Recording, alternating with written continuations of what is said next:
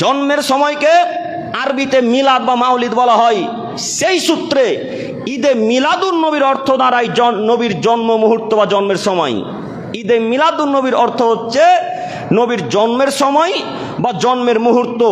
এই জন্মের মুহূর্তকে কেন্দ্র করে কিছু 3 নম্বর শ্রেণী যারা পচা হানাফি, সবাই কিন্তু নয়, হানাফিদের মধ্যে ভাগ আছে।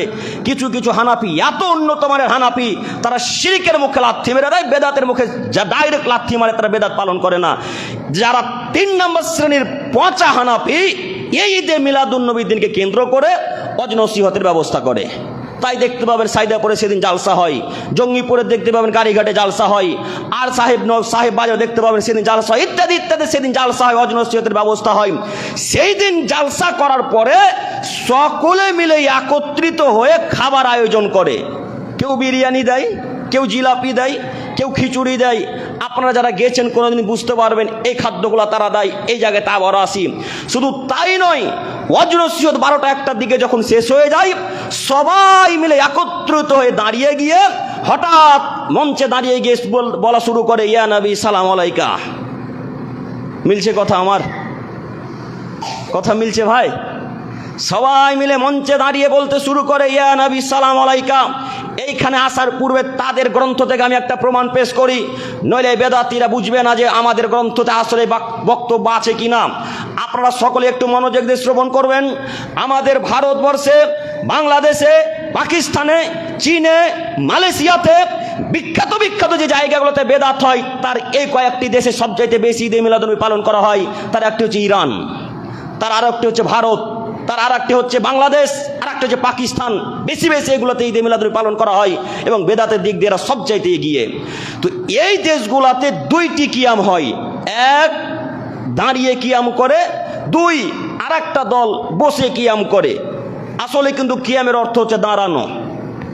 তো যেই দল, যেই জাতি দাঁড়িয়ে কিয়াম করে, তাদের ধারণা যে ওয়াজ নসিহত যখন শেষ হয়ে যাবে সবাই মিলে দাঁড়িয়ে যাবে, এই জন্যে যে এখন মুহাম্মদ সাল্লাল্লাহু আলাইহি সাল্লামের আত্মা মঞ্চে উপস্থিত হবে। নাউজুবিল্লাহি মিন জালিক। আচ্ছা, আপনারা সবাই তো শিক্ষিত মানুষ, কেউ জেনারেল, কেউ অ্যারাবিক, বিভিন্ন প্রকারের মানুষ আছেন। আচ্ছা বলেন তো, কোনো মানুষ 1450 বছর পূর্বে চলে গেছেন, আর ওই মানুষের আত্মাকে পৃথিবীতে কোনোদিন ফেরত আসতে পারে? পারে না।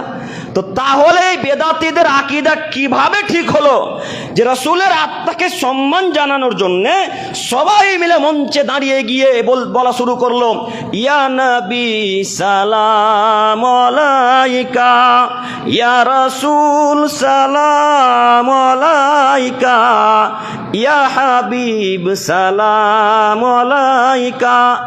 এই বাক্য বলা শুরু করলো। তার মানে তারা এখন বলতে চাচ্ছে, হে নবী তোমাকে সালাম, হে নবী তোমাকে সালাম, তোমার উপর শান্তি বর্ষিত হোক। আচ্ছা বলেন তো, এখন কি নবী আছে ওখানে? কথা আমি বুঝাতে পারি না। আছে? এখন তো নবী নেই, তাহলে আপনি কাকে ওইভাবে সালাম দিলেন?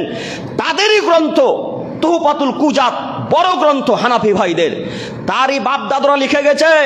হানাফিদের বড় আলেম যারা, তাদের মধ্যে একটা বড় আলেম এই কিতাব লিখেছেন তুহফাতুল কুজাত। এই তুহফাতুল কুজাত গ্রন্থে লেখা আছে, যদি কোনো মানুষ ধারণা করে যে মিলাদের মঞ্চে মুহাম্মদ সাল্লাল্লাহু আলাইহি সাল্লামের আত্মা উপস্থিত হবে, তাহলে সে মূলত স্পষ্ট শিরক করলো।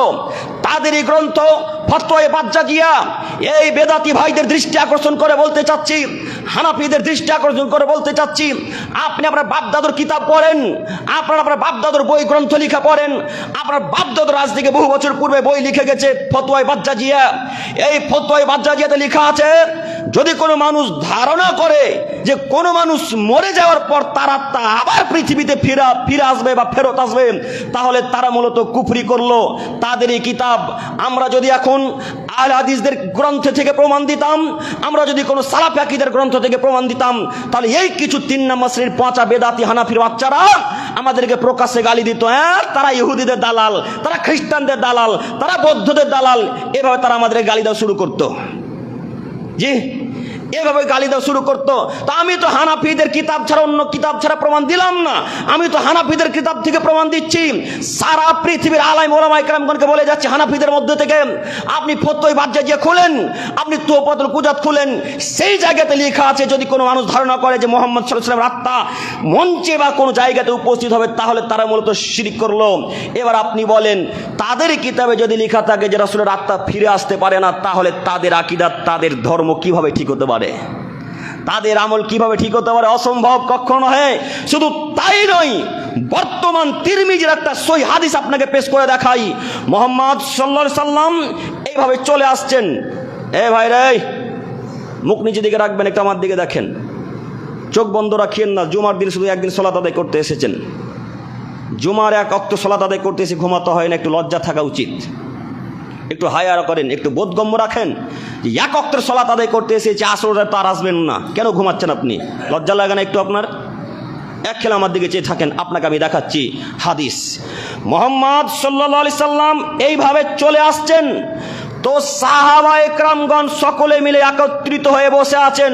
তো রাসূল যখন প্রবেশ করছেন তাদের মধ্যে, দলের ভেতরে, তখন একটা সাহাবী দাঁড়িয়ে গিয়ে রাসূলকে সম্মান জানাতে চাইলেন।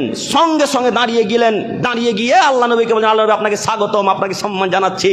তখন মুহাম্মদ সাল্লাল্লাহু আলাইহি সাল্লাম জোর গলায় ধমক দিয়ে বলছেন, এই বসো, কে তোমাকে দাঁড়াতে বললো? তোমরা আমাকে ভালোবাসো, এতটুকু যথেষ্ট। কে দাঁড়াতে বললো? বসে যাও, আমাকে সম্মান জানাতে হবে না। তোমরা কি চাও যে আমাকে জাহান্নামে পাঠাবা? তোমরা কি চাও যে আমি জাহান্নামে যাই? যদি এটা না চাও, তাহলে তোমরা আমাকে এভাবে সম্মান দিও না। বর্তমান স্কুল কলেজ বিশ্ববিদ্যালয়ে আপনারা দেখতে পাবেন, শিক্ষক ঢুকলে সকল ছাত্রছাত্রীরা দাঁড়িয়ে গিয়ে তাকে স্বাগতম জানাই, ওয়েলকাম জানাই, দেখতে পান না? এভাবে নীতি হারাম, এ নীতি চলবে না, শরীয়তে নাজায়েজ। এবার আপনারা বলেন, শিক্ষিত মানুষ, যদি রাসূলের জীবদ্দশায় নিজে একটা সাহাবীকে ধমক দিয়ে জোর গলায় বসিয়ে দিতে পারেন, তাহলে তার আত্মাকে সম্মান জানানো জায়েজ কিভাবে হতে পারে? কিভাবে হতে পারে? আমি মনে হয় আপনাদেরকে কথা বুঝাতে পারি না, নাকি? কথা বুঝতে পারছেন ভাই? জীবদ্দশায় তিনি একটা সাহাবীকে, সাহাবী মানে বুঝলেন, তারা এদিক ওদিক করবে না, তার নাম সাহাবী, যা বলবেন সেটাই আমল করবে। সাহাবীকে ধমক দিয়ে গায়ে হাত ধরে, বসো, কেন তুমি দাঁড়ালে? কে বললো সম্মান জানাতে হবে এভাবে? তো জীবিত মানুষকে যদি সম্মান জানানো না যায়, আত্মাকে কেমনে সম্মান জানাবেন? আত্মা তো আসবেই না পৃথিবীতে। তার মানে তাদের আকীদাটাই ভুল। এই জন্য আমি আপনাদেরকে বলে যাচ্ছি, এই নীতি বাতিল করতে হবে। রাসূলের আত্মা কোশ্চিনকালে ফিরে আসবে না।